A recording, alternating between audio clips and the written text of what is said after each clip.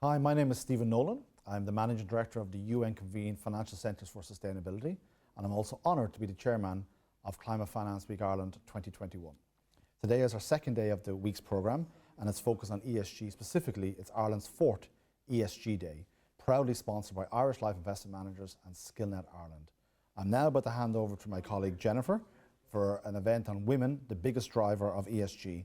Jennifer Griffin, who is our moderator today with KBI Global Investors, I'm going to hand over to you. Thank you, Jennifer. Thanks, Stephen. Hi, everyone, and thank you for joining us for the 100 Women in Finance panel, Women, the Main Driver of ESG.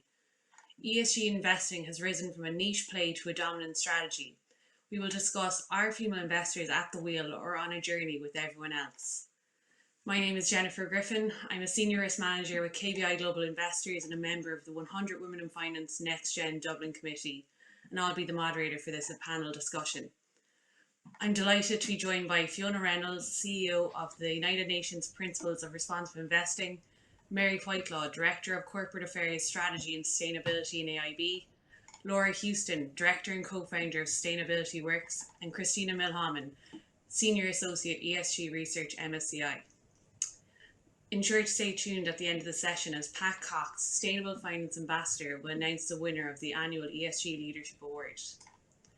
Now, before I hand over to our panel of industry experts, I will just give you a bit of insight into 100 Women in Finance. This is our third year hosting an event with Climate Finance Week Ireland, and we're delighted to continue our link with the landmark Sustainable Finance event sponsored by AIB. 100 Women in Finance was founded in 2001 and has over 20,000 members in 28 locations across the globe. Its mission is to strengthen global finance by empowering women to achieve their potential at every stage of their career. The 100 Women in Finance Next Gen initiative is a global peer group for those in the first decade of their financial careers. Now, I'm going to stop speaking and hand over to the panel to introduce themselves. I'll go with you first, Christina. Hi, Jennifer. Hi, everybody. And thank you for the opportunity to be here. It's really a pleasure to be here. I'm humbled by the opportunity to be a part of such an amazing panel. A little bit about myself. I am a proud Latina. I'm originally from Brazil, born and raised, but I'm currently based in Canada. I have a legal background and I have specialized my career in the asset management industry. So before joining MSCI, I had the opportunity to work in the asset management industry across different jurisdictions, and that really helped shape my career so far, my understanding of the financial industry. I joined MSCI in 2018, and my role has evolved a lot since then. I'm currently a member of the ESG Impact Research, and I'm also leading MSCI research efforts in the context of diversity, equity, and inclusion. MSCI has a number of employee resource groups, and I'm proud to be the head of the Women Leadership Forum Chapter Toronto. And I think that's it. That's me in a nutshell. Great. I'll go to Fiona Reynolds, the next CEO of the UNPRI. Thanks, Jennifer. So, as you said, I'm Fiona Reynolds. I'm the CEO of the Principles for Responsible Investment. So we're one of the major organisations that works within the responsible investment space. I've been in my role here for 9 years, nearly. Prior to joining the PRI, I'm from Australia, as you might be able to tell. I do live in the UK, but I'm from Australia. And I was the CEO of the Australian Institute of Superannuation Trustees, which was an organisation for asset owners.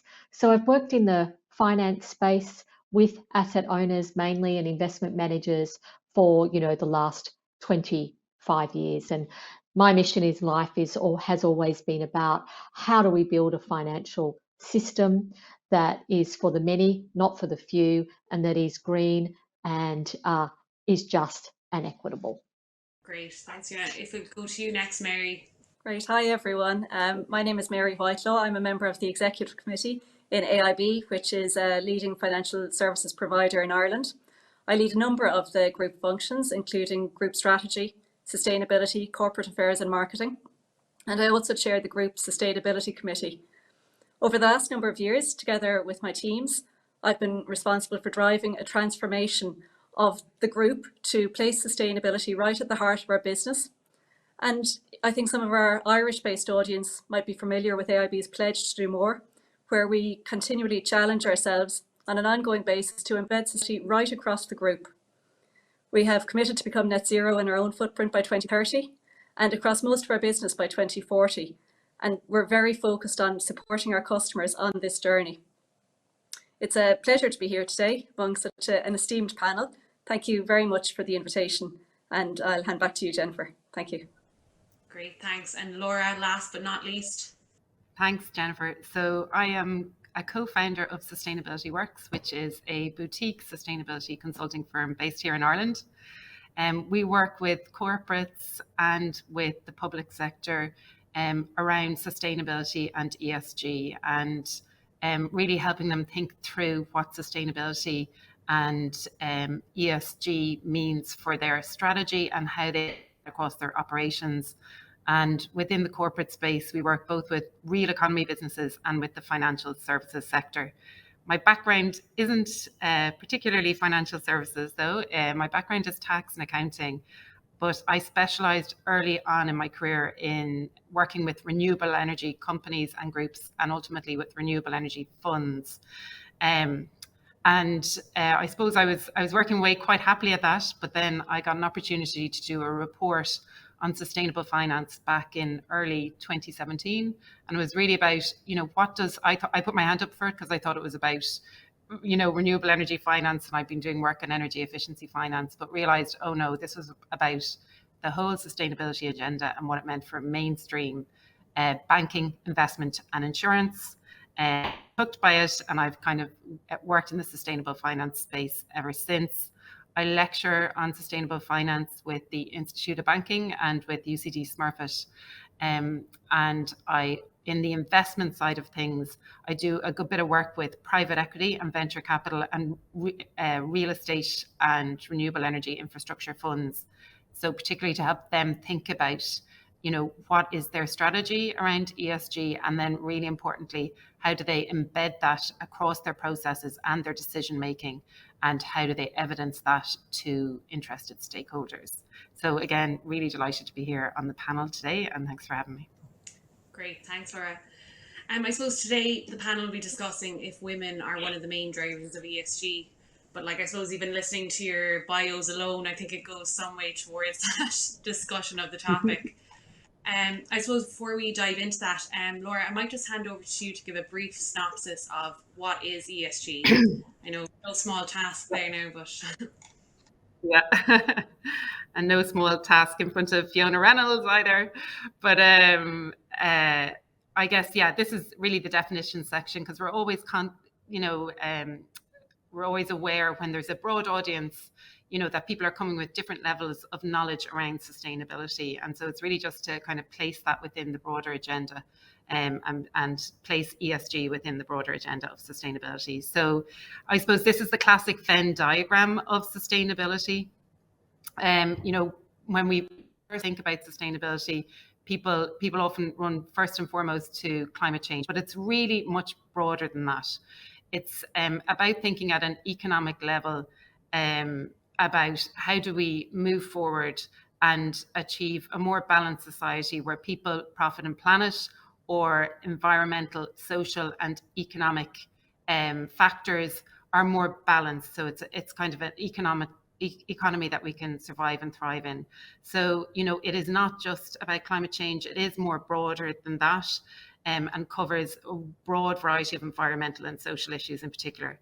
But I suppose, the core part of, sustainable, or going back to the original Cambridge Dictionary definition, is simply about being able to continue over a period of time. So why on earth would we not to continue living and working in the way that we are? Why are things getting so out of kilter? And really at its core, it's down to these four facts. So population growth has been exponential. It took all of the history of time up to 1800 to get to 1 billion people. We're now closer to 8 billion. So it's multiplied by 8 in just under 200 years. And it's expected to go up to 11 billion people by the end of the century. That is putting pressure. We obviously live on a planet with finite boundaries, and that is putting pressure on all the natural resources we use simply because of the additional people. And so we're putting pressure in terms of the natural resources we rely on for food, for water, for energy. And obviously, we're producing more waste. And included in that would be the carbon emissions that we're producing from fossil fuels. And that kind of covers the E piece of it. And really, where we are at the moment is that we are using up enough resources. We are using up annually the resources that it takes 1.75 times the Earth's resources to replace. And basically by 2050, we're going to need 3 Earths. So, that's not a possibility. We need to figure this out. On the S side, it's really that idea, or the social side, it's really the fact that there has been this amazing economic progress over the last 40 years. Billions of people globally have been pulled out of poverty, but the benefits of that economic progress has not necessarily been equally distributed. And that's really something that needs to be tackled. And we're seeing, the income and wealth inequality resulting in social issues across the globe. So these are the global sustainability challenges. I think everyone will be familiar with them: climate change, biodiversity, inequality.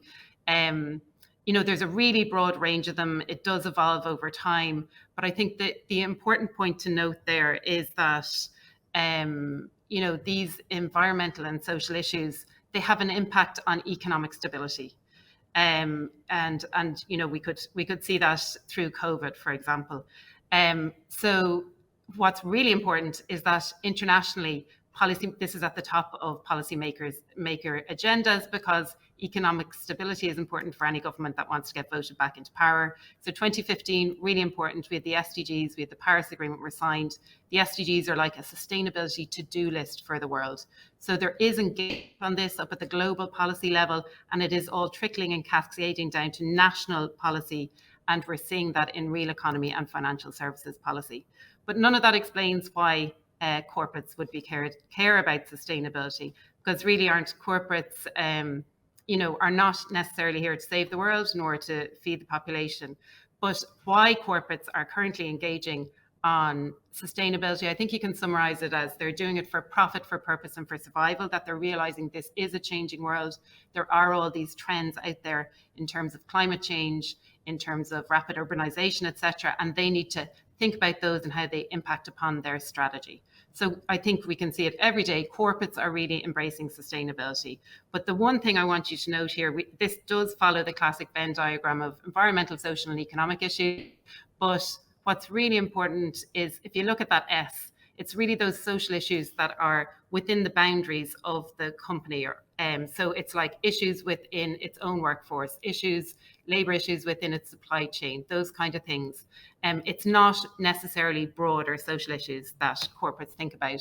And also, it's, corporates are thinking about it, they're calling it double materiality, but it's like the impact of the company on these issues, but also the impact of all of these changes on corporate strategy, which is really what is making it strategic. And that brings us finally then to ESG. So ESG is really the other side of the coin. So the corporates are producing all of this information, they're developing their sustainability strategies, they're reporting on them. The ESG is the way the financial sector is thinking about those issues. And what you'll notice here in particular is that the E pillar has dropped away. The final economic pillar has dropped away, and it's replaced by governance. Because obviously, if you're a financial sector stakeholder, you're outside of the corporate that you're lending to, investing in, or insuring. And so you want to ensure that absolute basic corporate governance issues are correct there, and the business is being managed appropriately. So ESG is the qualitative and quantitative information that the financial sector is looking for from corporates so that they can compare their performance on these issues.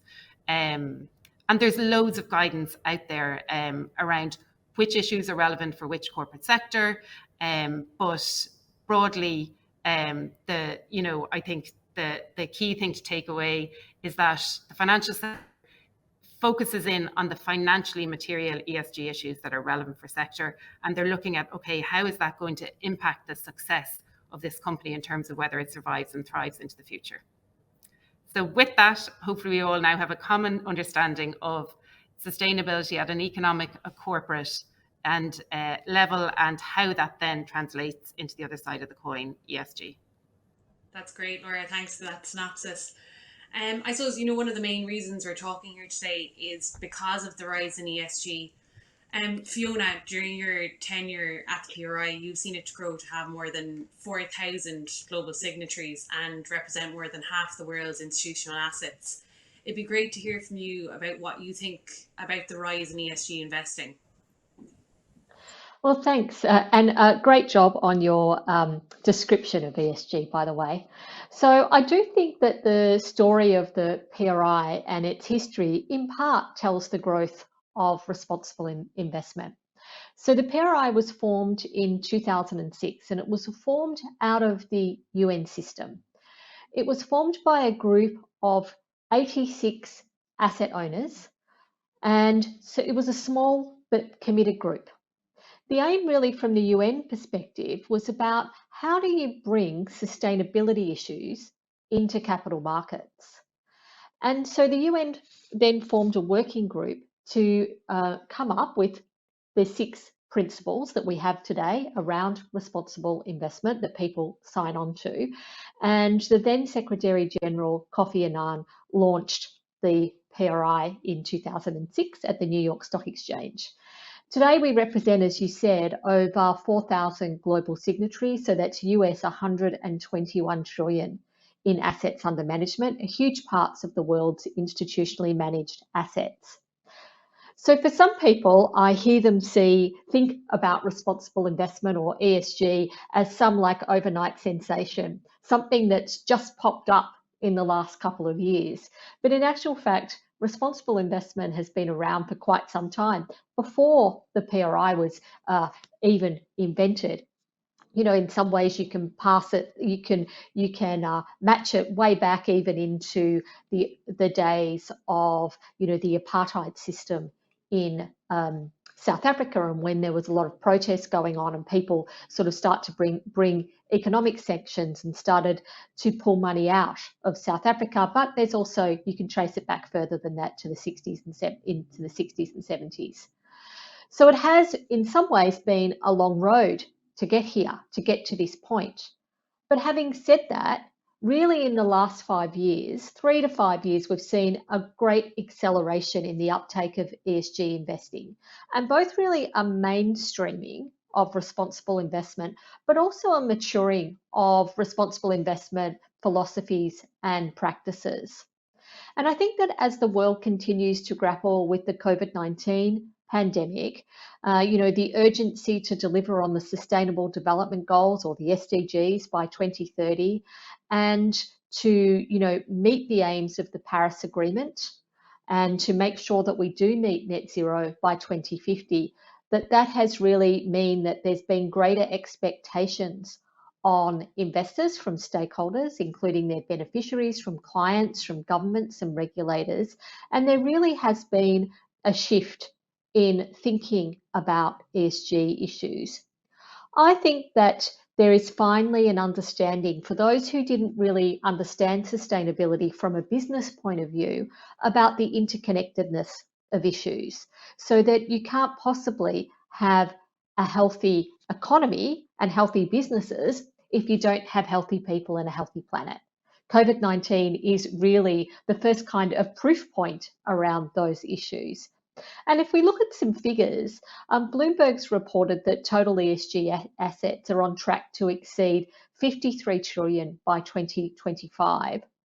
And that's representing more than a third of the 140 trillion in projected total assets under management.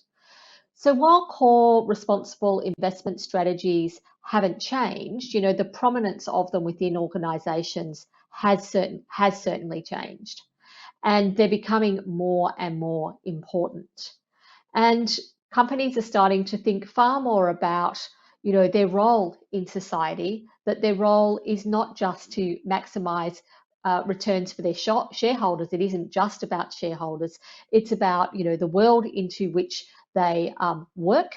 It's about their employees. It's about the community they operate in. It's about the supply chains that they operate in as well. So a big change in thinking. I sort of think that if we think back to the sort of the 80s and the 90s, there was this very much sort of Wall Street, Gordon Gekko, greed is good philosophy. And I'm pleased to say that I think that's changing. I think that the world, business and investors and civil society are starting to understand that there are only a finite number of resources and that we need to make sure that we have profit, people and planet all aligned. It's perfectly okay to make profit, but it's not okay to do it in the way that you exploit the planet or that you exploit people. And the world's changing, and that's a good thing. And I think the responsible investment community has been a real driver in making that change come about. Great, thanks. And Fiona, I suppose you talked there about, you know, the growth in understanding, the growth in assets under management within ESG. But I suppose, you know, coming back to the panel title, you know, from your point of view, are women one of the main drivers of this? Well, I really think that women have played such an important role in the establishment of responsible investment. And they've really been, I think, a backbone of the evolution of responsible investment. Um, if you really think about the finance sector in general, and you think about in investment management, then women on average, you know, have really made up about 17% of senior managers and investment advisors in the UK. But we're seeing that in the responsible investment sector, that you know we have a lot more women in it than in mainstream finance. So while hard data is limited, women are proving to be really well represented in ESG decision-making roles, and they're currently leading ESG units at firms like JP Morgan and Invesco, Bank of America, Fidelity. And you know, in the UK, the recruiter Acre Resources reported that over the past 5 years, 44% of top ESG jobs were filled by women. And like I said, that's a stark difference from the industry more generally. So I do think that women have not only driven the RI industry from within, but female investors are also influencing the market.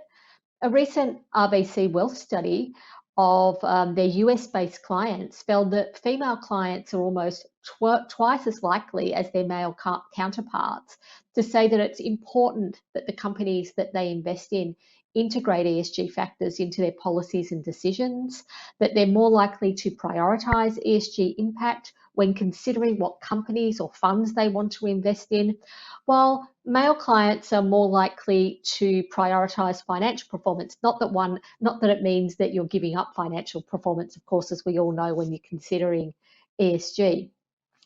And women now control 32% of the world's wealth and are adding 5 trillion to wealth globally every year. And McKinsey reported that working towards advancing gender equality could add 13 trillion to global GDP in the next 10 years.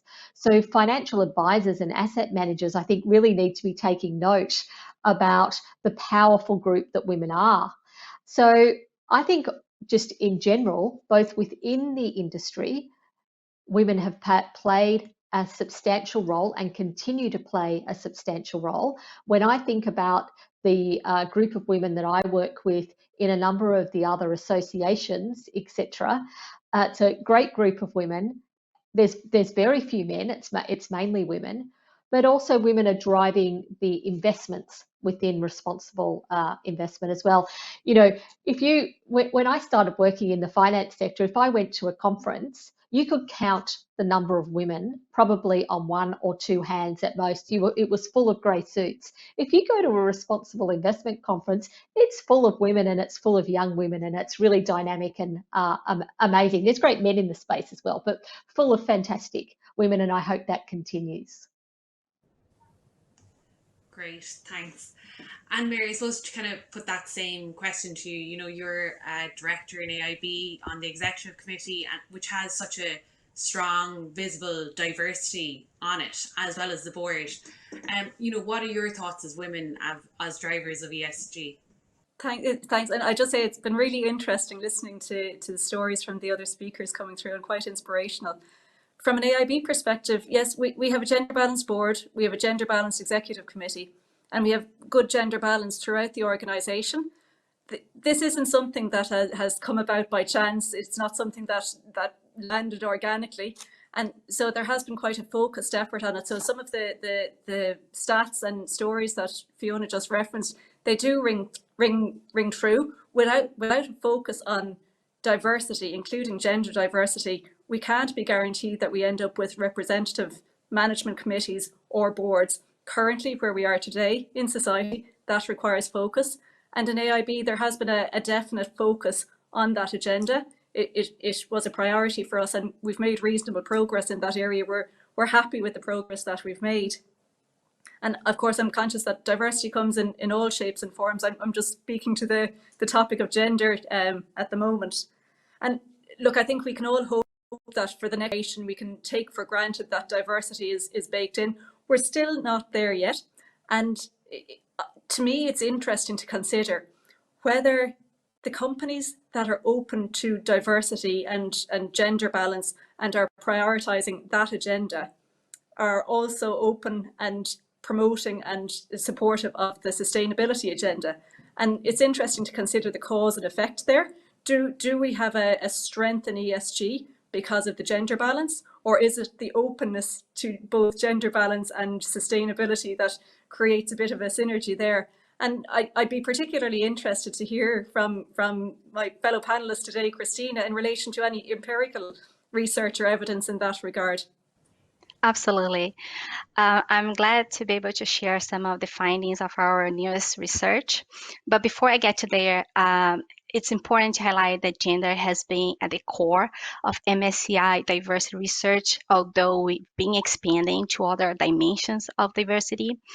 And in fact, we've been tracking and reporting on board gender diversity since 2009. And every year, we select a new topic or a new angle to gender diversity to do a deep dive. And when we were working on our latest publication, we had a very interesting, unique scenario where, on one hand, we had COVID-19 threatening to exacerbate some of the challenges faced by women in the workplace, or even worse, undo some of the progress that we've made so far. And then on the other hand, we are witnessing an increase in demand for ESG, in interest for ESG integration. So with that framework in mind, we decided to test companies' ability to not only attract, but retain their female talents, as well as if there was a correlation between gender diversity and ESG performance. So for the purpose of this research, we really focused only on board gender diversity. And to do it, we divide the companies into two groups of companies. So we focus on the MSCI ACWI Index universe.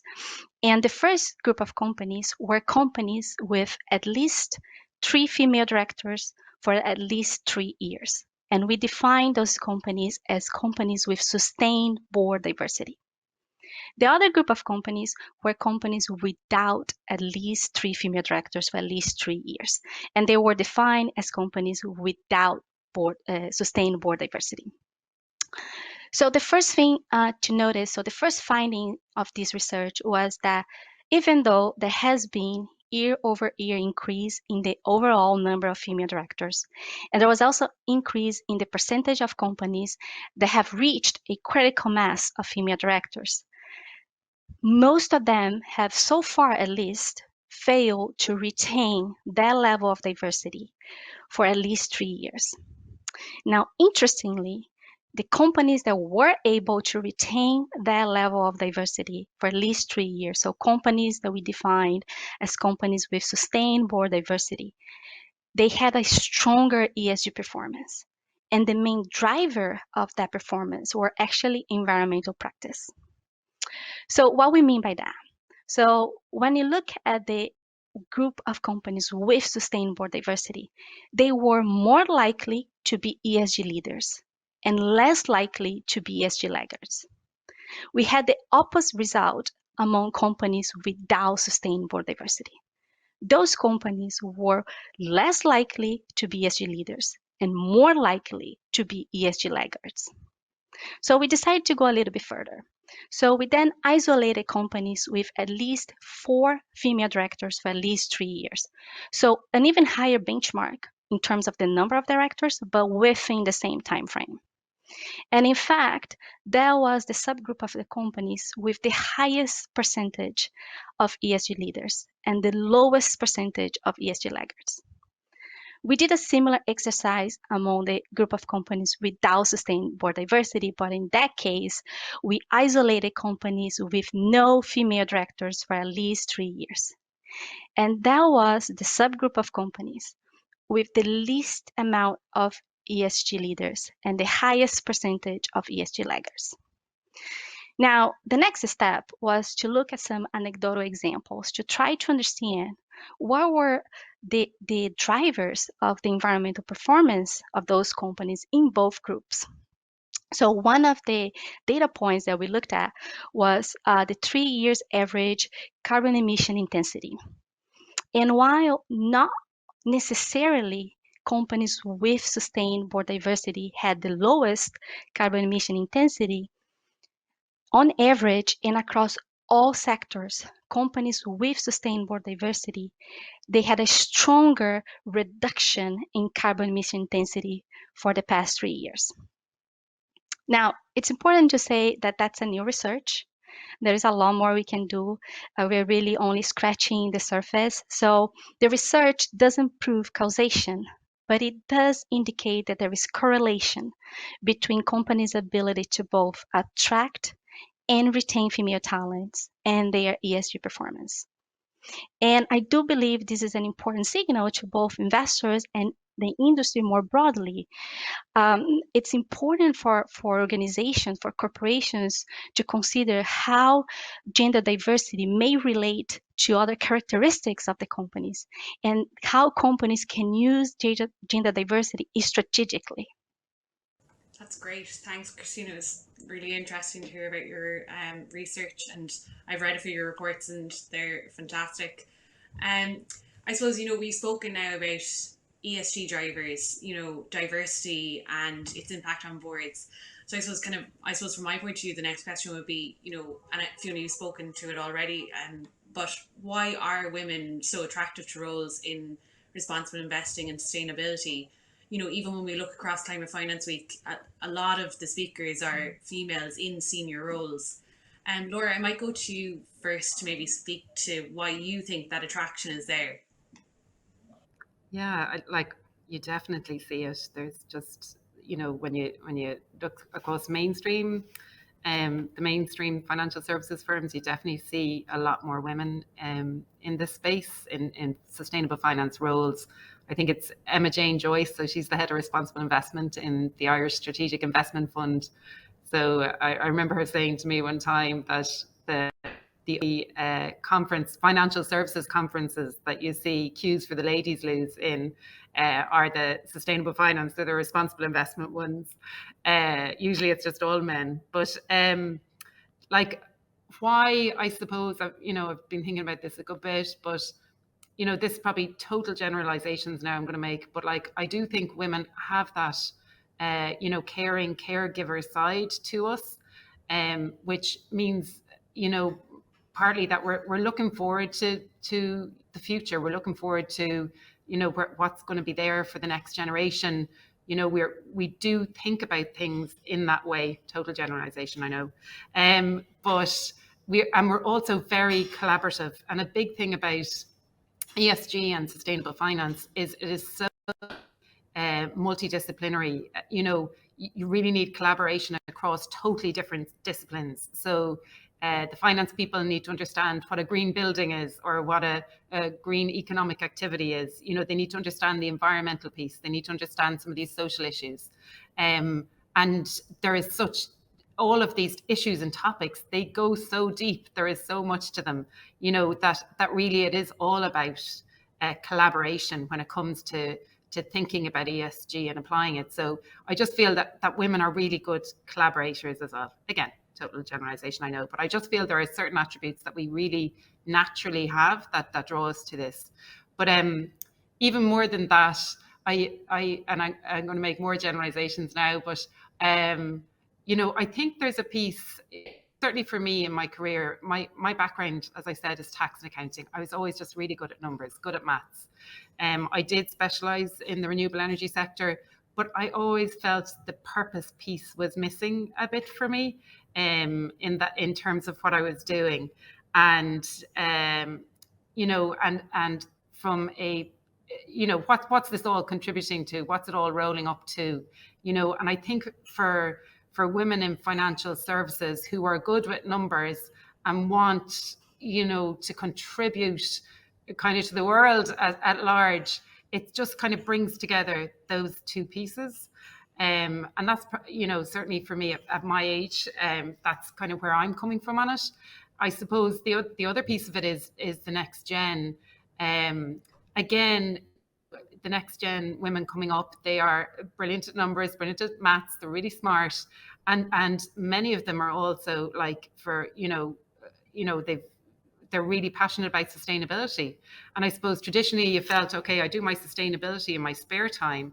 And then because I've, you know, really good at numbers, because I'm good at logic, I'm good at financial services, whatever, I'm going to, you know, I'll do that in my day job. And then I'll be passionate about sustainability on the side.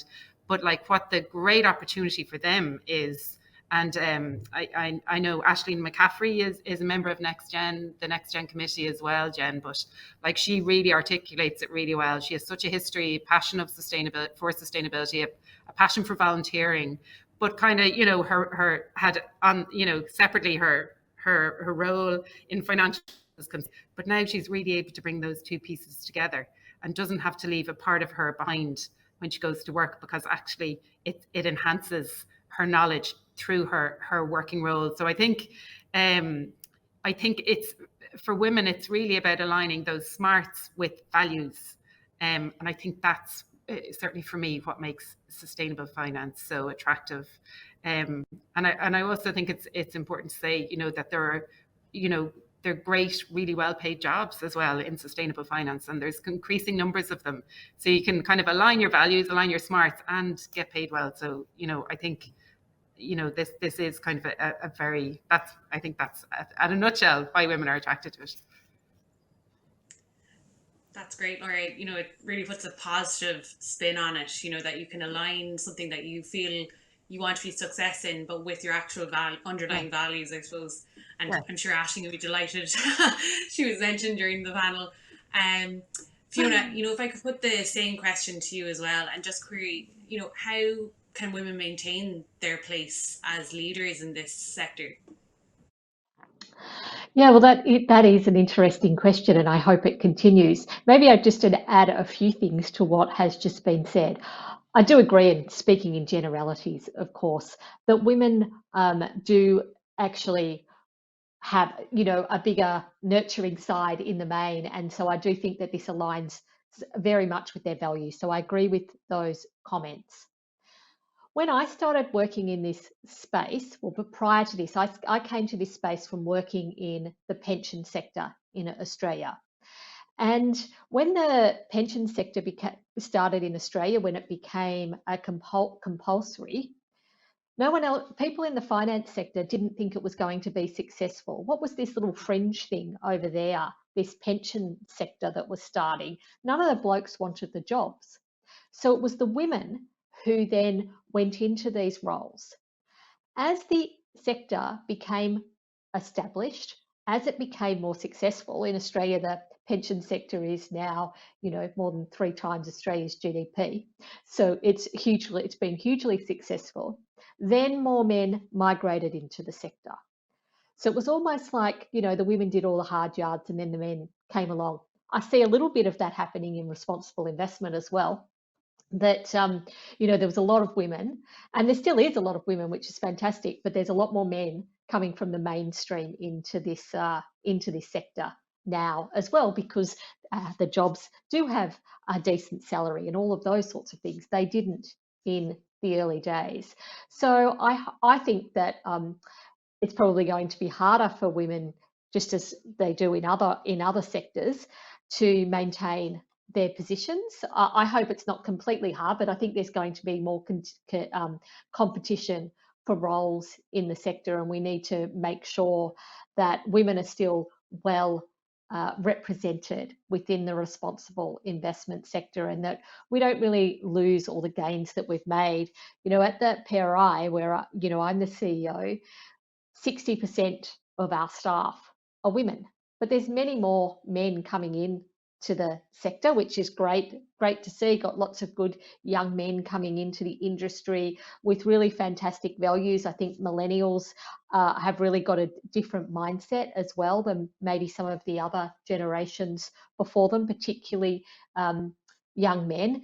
And one of the things that I enjoy most about my role is watching the young women coming up through the industry and watching all of these amazing, smart people. I do think that, women still traditionally come up across the issues that we have for generations, in that we typically tend to be the carers. We typically tend to be the ones who take time out to look after children. We typically are the ones who will end up being the carers for elderly parents, etc. And then you lose women out of the industry at that stage, and that's happened since the history of time. So what we need to see, of course, is that men take on just as much responsibility on the caring side, so that women can continue to thrive within their careers as well. And I do think that the responsible investment space has been far more nurturing of women's careers and taking a more holistic view and better about parental leave and all of those kinds of things. And I hope that continues, and it goes further throughout the whole industry. But I do think that women are innovators, and women are prepared to get into industries when they're starting out, when perhaps some of the men have thought, oh no, that's not going to take off, that's not going to be successful. And people thought that about ESG in the early days. What's this ESG fringe thing that's sitting over there? Now look at where it is today. But I think women had the foresight about ESG earlier than a lot of men. That's not to say there weren't some great and fantastic men at the very beginning of the ESG industry as well, because there were.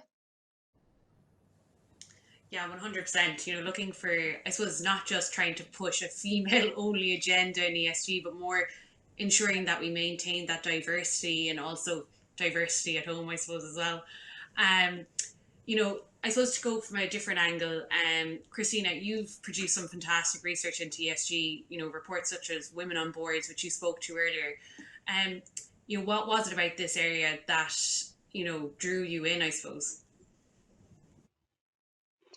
I echo some of the comments of my fellow panelists. As I mentioned in the beginning, I specialize in the asset management industry. I am very passionate about the industry, and I am a believer in the reallocation of capital, the funding of what matters, while funding the industries and the projects that we need to be able to reach our societal goals. But that said, during my experience, there were often times where I missed the sense of purpose.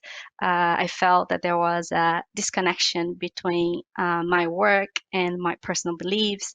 So at some point in time, I really started proactively looking for ways to reconcile both worlds. And that's when I came across, and that's when I got interested in ESG and responsible investment. And the thing is that when you get to the field, I don't think there is any turning back. So that's what led me to this area. And I wanted to take the opportunity to, as I'm hearing these amazing panelists and all their inputs in this discussion, one thing that I think is really important for all of us to remember is that women come in many shapes and forms. And while ESG industry has been really lucky to get so many amazing women doing so much hard work. I don't think any organization in the industry more broadly should take that for granted. I think that gender diversity should be intentional. So I think companies should be intentional at fostering and promoting gender diversity, ensuring a gender balanced workforce. And that really means looking inwards and reassessing representation of women across all levels of seniority, not only among ESG professionals. That also may mean reassessing policies and procedures considering hiring, career progression, employee well-being, and so on and so forth, but doing so through the lens of gender diversity, through the lens of ensuring a well gender balanced force. If we do believe on the research that is out there that has over and over demonstrated that or indicated that there are correlations between gender diversity and a range of different benefits, then gender diversity is not only the right thing to do, but it's the wise thing to do. Thanks, Christine. It was great to hear it from a personal perspective. I suppose we're coming to the close of the panel now. Fiona, you're stepping down as CEO of the PRI, but leaving such a fantastic legacy and having had such a profound impact on responsible investing during your time there. Maybe if I could go to you to close out the session by asking, what do you think the next evolution of responsible investing will look like? Oh, well, thanks, Jennifer. Thanks for those kind words. Well, I just want to come back on, before I go to that, one thing that was just said. I really do think the other thing, I mean, I'm in my early 50s now, and I think one of the things that as women we have to do is we have to bring other women up behind us, and we shouldn't forget that. And I do think that when we talk about gender diversity, the other thing that we must do as an industry, because we do pretty well on gender, there's still work to do, but we've got to do much better on other forms of diversity within the sector, and we shouldn't forget about those other forms of diversity as well, making sure that we have people from all different kinds of backgrounds, diversity of thought, diversity of race, etc. as well. And I would really like to see one of the evolutions of the sector being that. But the other thing that I think that is really, to me, where is responsible investment heading? So when responsible investment started in its earliest form, it was really about thinking about what are the ESG risks to my portfolio, and very much seen through a risk lens. But that is now starting to change, and investors are also starting to think about what is the risk of my portfolio to the real world? What pressure does this put on people? What pressure does it put on planet? And how can I measure the impact of my investments? Because at the end of the day, every investment you make has an impact, and it can be positive or it can be negative.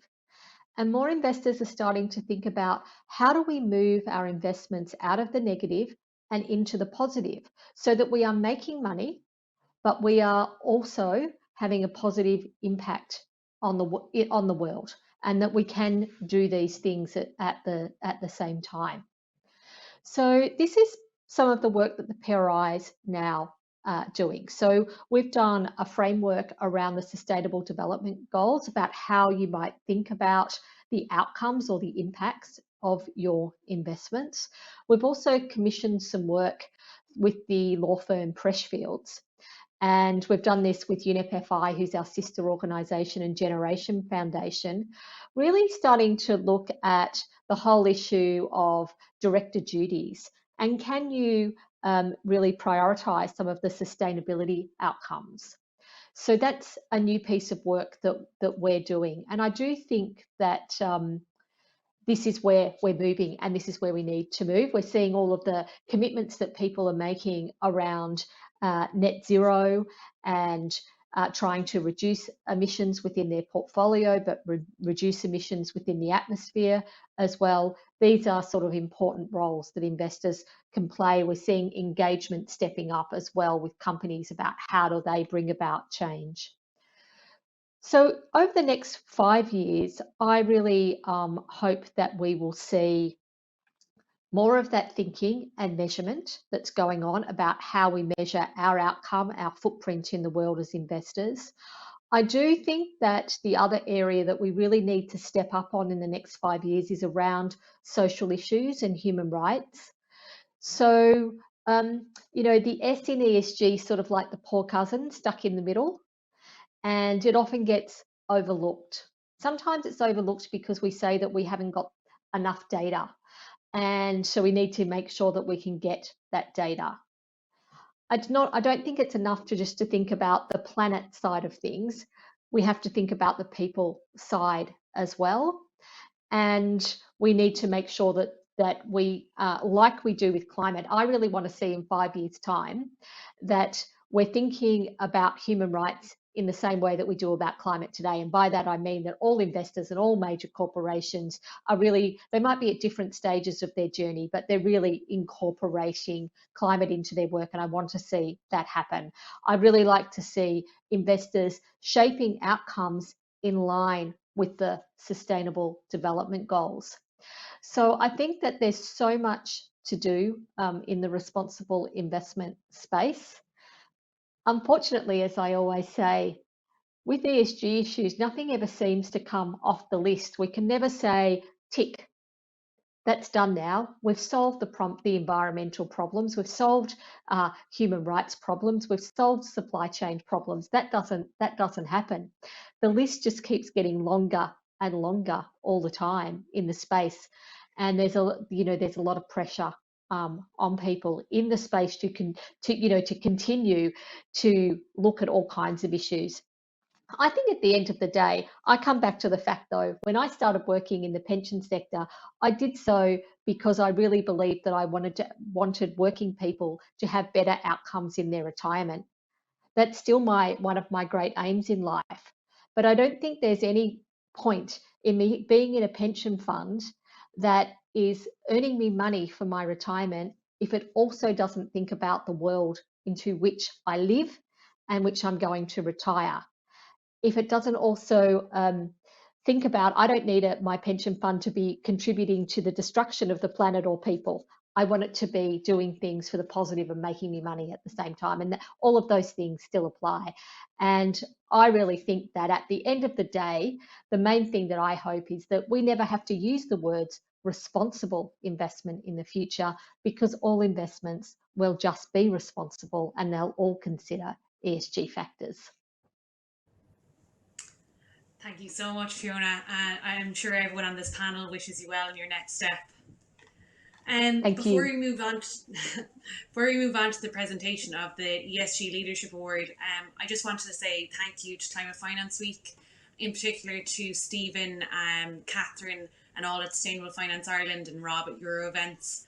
I'd also like to say a massive thank you to my panelists, Fiona, Mary, Laura, and Christina, for what was so thought-provoking and enjoyable. You know, it's very good when you forget that you're the moderator and that you're so engaged with just listening. I also hope all the viewers enjoyed it. If anyone has any further questions on 100 Women in Finance, please feel free to visit 100women.org or email nextgendublin@100women.org. And now I'm delighted to hand you over to Pat Cox, Sustainable Finance Ambassador, who will announce the winner of the annual ESG Leadership Award. Thank you. Fiona Reynolds is the CEO of the Principles for Responsible Investment, PRI. The UN Principles for Responsible Investment is an international organisation that works to promote the incorporation of environmental, social and corporate governance factors, ESG, into the investment decision-making process. The PRI today has more than 4,000 signatories who collectively represent over $100 trillion of assets under management. Fiona is responsible for the PRI's global operations. She was appointed in 2013. The intervening years have seen the principles of responsible investment move from the margin to the mainstream. And your leadership efforts in this regard is what we mark here today, Fiona.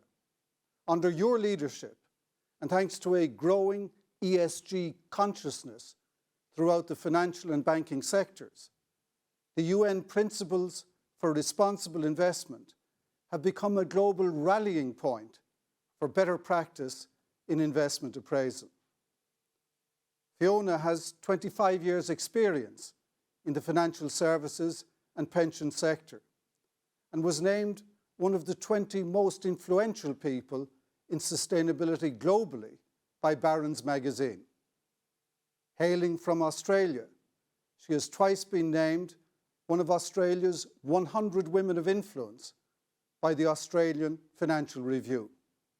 You, Fiona Reynolds, are one of the global leaders making a real difference with a planetary focus on a planetary scale, which is why, on behalf of Sustainable Finance Ireland and our 4th Climate Finance Week, it is my pleasure to present you with our Climate Finance Week Ireland annual ESG Leadership Award 2021. The award is a sculpture by Clodagh Redden, an Irish ceramic artist. She has created what she describes as soul boats. Each boat is embellished with motifs from the stone carvings at Newgrange, a prehistoric monument here in Ireland, older than Stonehenge and the Egyptian pyramids. The soul boat is at once sturdy and fragile, a metaphor for our world and our place in it. Like you, the bronze figure is steering the soul boat towards safer shores in global terms, recalling that we are the stewards of our unique and precious inheritance that is our home, our planet. This award passes from our hands to yours, a symbol of the esteem in which you are held. Congratulations, Fiona, and thank you for your leadership of the UN PRI mission. Well, thanks, Pat, and let me also thank Sustainable Finance Ireland for this award. It really is such a great honour to receive it. I want to take a moment also to thank all of our PRI signatories and supporters for their commitment and dedication to responsible investment over the past 9 years that I've been in the role. To say that responsible investment has come a long way during my tenure as CEO would really be an understatement. I've seen it shift from a niche consideration into the mainstream of global financial markets, an evolution which has really only accelerated in the past few years and been driven further forward by COVID-19. I think the pandemic has brought into sharp focus the collective social and environmental challenges that we face globally. And in doing so, it's really served as the first real proof point for sustainability, significantly accelerating growth in ESG investing. I really believe that the world has now well and truly woken up and is finally beginning to understand the importance of sustainability, the interconnectedness of issues, that the foundations of a healthy economy at their core must have healthy people and a healthy planet. In fact, Bloomberg estimates that global ESG assets are on track to exceed 53 trillion US by 2025, and that represents more than a third of the 140 trillion US in projected total assets under management. However, as far as we've come, we really can't stop now. There is so much more to be done when it comes to sustainability and responsible investment, especially as we approach COP26 next month. The UN Secretary General has warned that the recent IPCC report is a code red for humanity, that the alarm bells are deafening and the evidence is irrefutable. Greenhouse gas emissions from fossil fuel burning and deforestation are choking our planet and putting billions of people at immediate risk. So given what we now know, COP26, which is just around the corner, must be a success. We must get on track to reach net zero by 2050. And I really believe that as a global responsible investment community, that we have a critical role to play alongside others, be that business, governments and civil society, really to ensure our collective future, the future of our planet, its people, and our economy.